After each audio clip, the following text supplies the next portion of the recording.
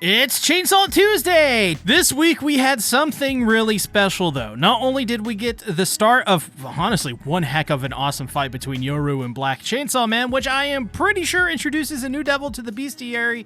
Plus, based on the ending of this chapter, we're probably gonna get more of Asa's mama pretty soon. Because that's actually who Asa was chasing after all along. What a twist! Also, stick around, because at the end of the video, I will be sharing an important update on the future of Bento, and I'm afraid the news is terminally Asatistic. So, 216 picks up from 215, from 214, from 213. Denji's inner Din is chasing after Asamitaka, putting him to say, and as she is running, we see that she tramples on a chicken, which is a reference, obviously, to her introduction in Chapter 98 with Bucky. I thought about this one for so goddamn long. Tried to figure out the symbolism of this scene. I mean, I know it is a reference to Bucky, but whoever it is that she is chasing, she really wants them because she is ignoring and trampling all over that past trauma when she killed Bucky. Which, to be fair, that was probably his fault for being at 1 HP. If Chainsaw Man is the hero of hell, then Asa is surely the hero of KFC. In the meantime, in the corporeal realm, Black Chainsaw Man and Yoru are duking it out as Chainsaw Man is giving into Fujimoto's sick fetish by slicing up Yoru. I can't help but giggle in a morbid sense with this fight, just because, I mean, just god damn it, dude. It gets me every time. Yoru is such a asshole. She laughs every time she is killed. She is a dick, dude, and I love it. But first, several showers. Speaking of showers, I wanted to take even more after she talked and explained to Chainsaw Man that she is very, very thoroughly evil. As it so turns out, in a crazy twist of events, Governor Gavin Newsom decided trolling Donald Trump was just way too easy.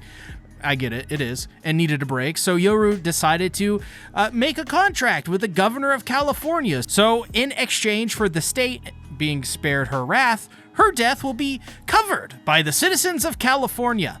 Every time she dies, someone else in California dies. So effectively, Yoru has over 32 million lives. I think with that, we all underestimated, probably, just how overpowered Yoru actually is. I mean, obviously she isn't immortal, but with 32 million lives, you might as well be.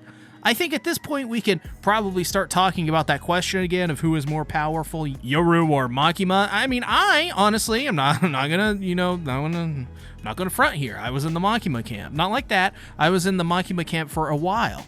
But Yoru is kind of crazy right now, guys. I also loved the framing of Yoru's dialogue here. She's saying this while looking down upon Chainsaw Man with a smirk and a stare that damn near reminds me of Makima every time I look at it. Oh, God, I love the callbacks to Makima every time it happens. Fujimoto just, man, he makes just the best villains.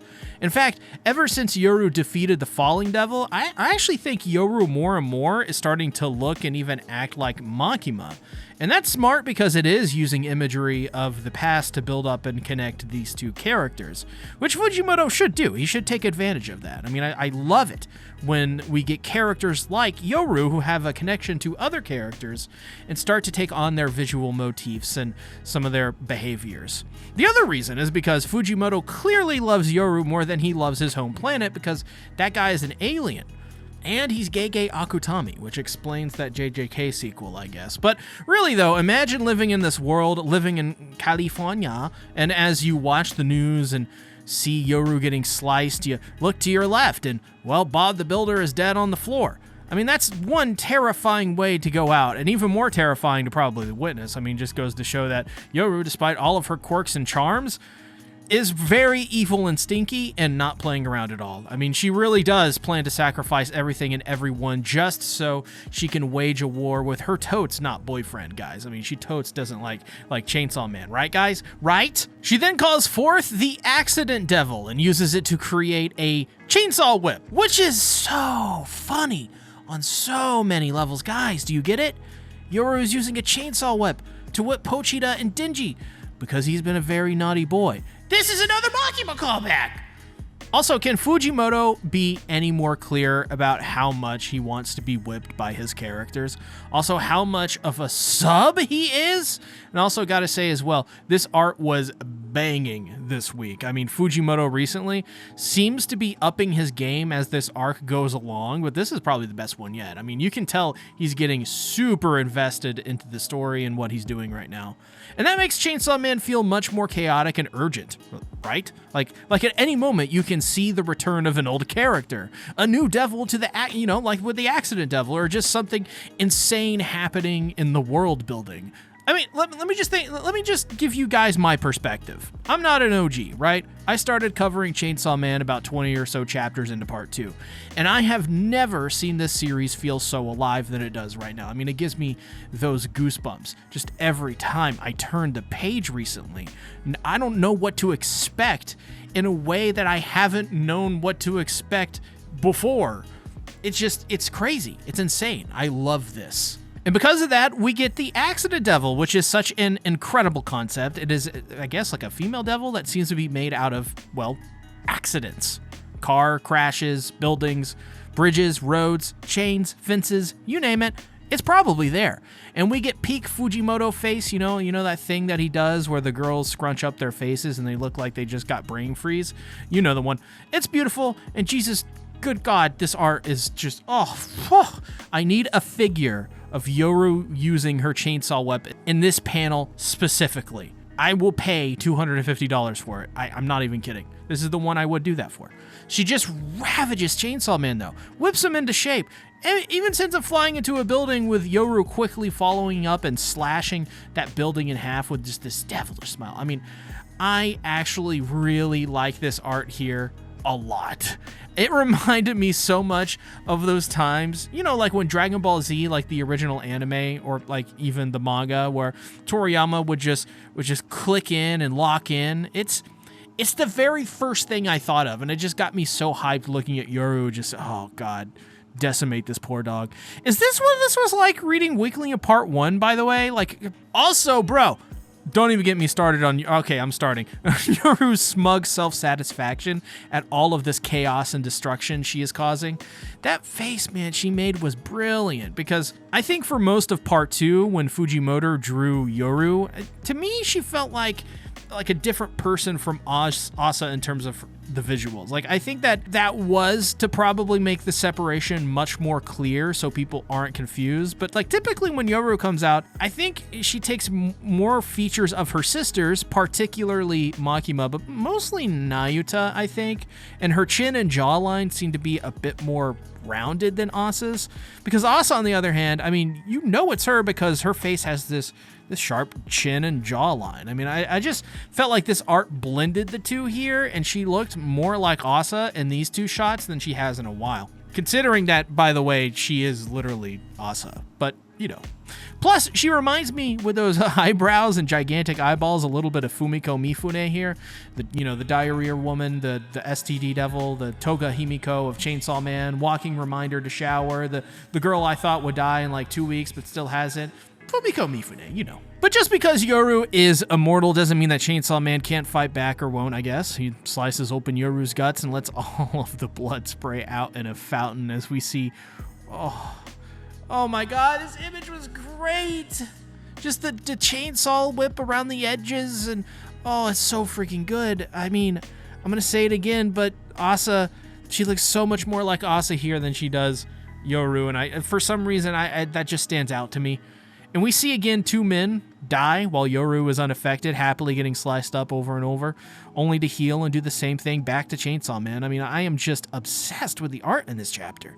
It's just so freaking good. Every page so far has felt like this burst of resilience and energy beaming out of every single stroke of the pen. It is just so good. I think this may be pretty high up there for Part 2. In particular, like a decent ways up.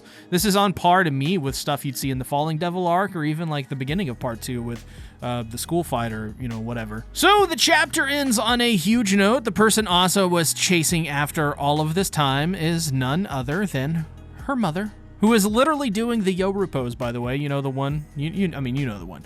Like, when I look at this art, I just think, like, Fujimoto didn't have to draw this poor woman all caked up like he did, but he did, and I'm not going to complain, and I do indeed call dibs. But this is not surprising, and I don't know why I honestly didn't call this happening last week. Probably just overthinking things like I usually tend to do. But this is a good call, though, because as I've discussed in many videos, one of Asa's biggest sources of trauma is her guilt over believing that she is the reason for her mother's death.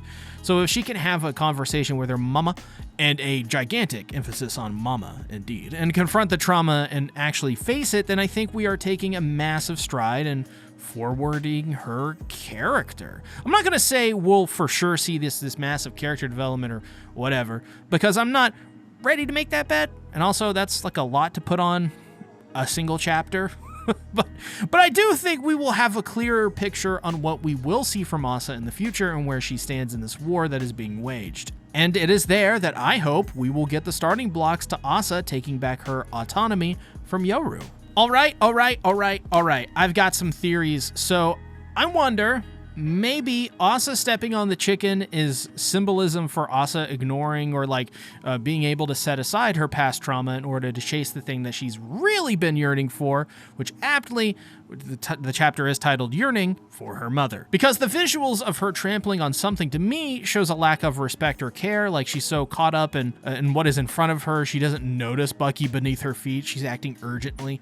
This could also mean that she now knows the source of her trauma, and that is the unresolved trauma over her mother's death, which does seem to be the catalyst that began these dramatic moments in her life following it. And I think this makes the most sense to me, because if you ask me what makes Asa Mitaka unique is that when you observe her traits and who she is as a person, she is actually quite normal, and I would dare say very talented too. You probably forgot or didn't notice that, Asa, she writes and is pretty good at writing poetry. So much that Katana Man is a fan of her. And also, she's a superhero, but people spite her because she is such a good student and so quiet and respectful, it literally makes them sick. Like, imagine being such a good person, you get bullied for it because you are just a little bit on the autistic train and struggle to make friends as easily as others may, and also trip a lot. But this trauma also really does just stem from her mother's death. She can't move past these other things like Bucky because she doesn't know how to face what happened to her mother.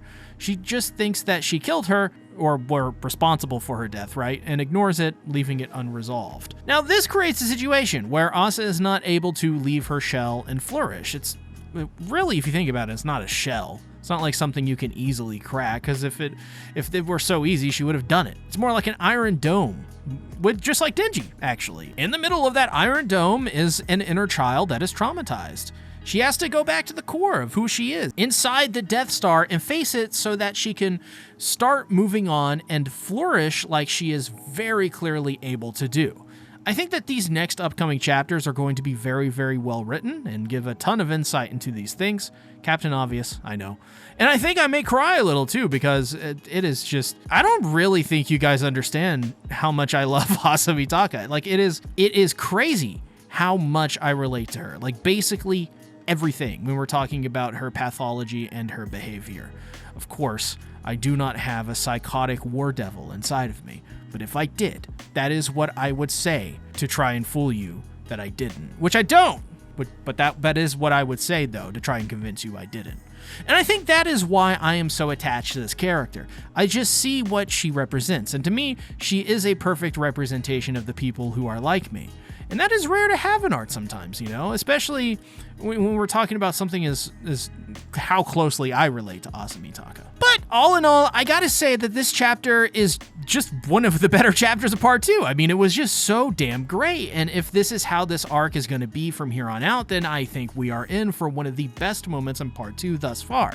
I cannot wait to see the next couple of chapters. Also, Bi-Weekly Devil is back. October 14th, 2025 is the release for 217. And you guys got to be there. So subscribe, but even better, join my Discord. Outside of that, I will have one final observation. Asa's mom has got it way going on. Holy crap. All right, I lied. Before I sign off for good, I want to give a brief update on the future of Bento, namely just the near future, nothing crazy. I'm currently in the middle of reading Fire Punch, Chapter 1. Let's just say it's really not easy to run 3 active YouTube channels while also being a full-time student on top of that.